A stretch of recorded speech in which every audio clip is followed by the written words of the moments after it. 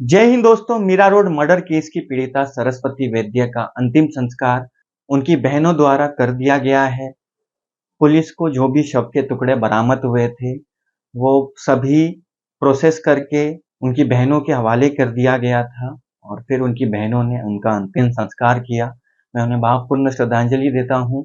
वहीं मैं आरोपी की बात करूँ तो वो पुलिस को अलग अलग बयान दिए जा रहा है। मनोज साने, वो कभी ये कह रहा है कि सुसाइड की थी उसने, वो कभी ये कह रहा है कि वो HIV पॉजिटिव था, शारीरिक संबंध नहीं बनाए थे, ऐसी अलग अलग बातें कह रहा है। फिर एक नई बात ये सामने आई कि ये दोनों ने मंदिर में शादी कर ली थी, ऐसी उनकी बहनों द्वारा पता चला कि मनोज साने और सरस्वती वैद्य ने मंदिर में शादी कर ली थी, लेकिन एज डिफरेंस की वजह से लोगों को बताया नहीं था।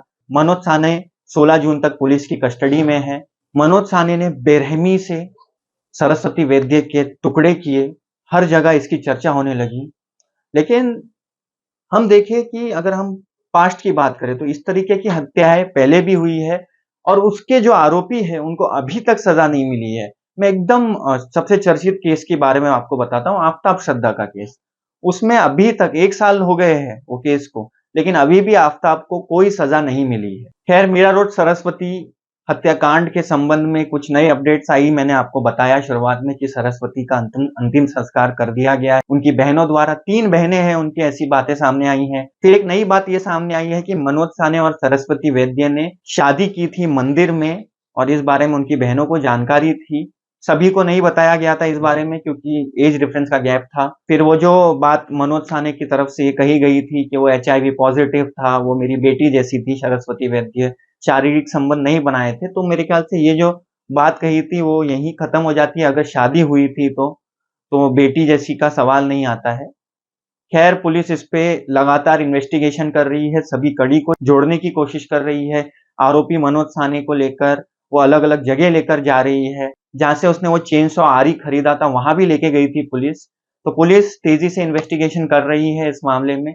वहीं मैं मुंबई के संबंध में एक और घटना के बारे में आपको बताना चाहूंगा कि मुंबई में ही शाहू नगर पुलिस थाने के इलाके में एक हत्या की घटना सामने आई है, जहां एक डिलीवरी बॉय करने वाले व्यक्ति जिसका नाम जेम्स बताया जा रहा है, उसने अपने पड़ोसी की हत्या कर दी। पूरा मामला ऐसा है कि जो विक्टिम है इस केस में, जिसकी हत्या हुई है, उसने आरोपी जेम्स को अपने घर पे शराब पीने बुलाया था।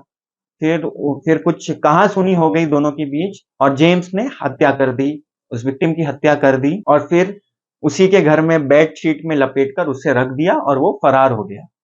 जब सोसाइटी के लोग मेंटेनेंस लेने आए उसके घर में, मतलब विक्टिम के घर में जिसकी हत्या हुई है, तब बदबू आने लगी। फिर इस बारे में पुलिस को बताया गया और पुलिस जब वहां पहुंची और देखा कि वहां लाश पड़ी थी, फिर पुलिस ने इस पे इन्वेस्टिगेशन किया और 24 घंटे में ही मैं ये कहूंगा कि आरोपी जेम्स को गिरफ्तार कर लिया। तो ये एक मुंबई के संबंध में भी हत्या की घटना सामने आई थी। अंत में मैं बस आप सबसे यही कहूंगा, भगवान ईश्वर गॉड अल्लाह आप सबको सलामत रखे, आप सब अपना ख्याल रखिए, सभी को दुआओं में याद रखिए। Thank you so much.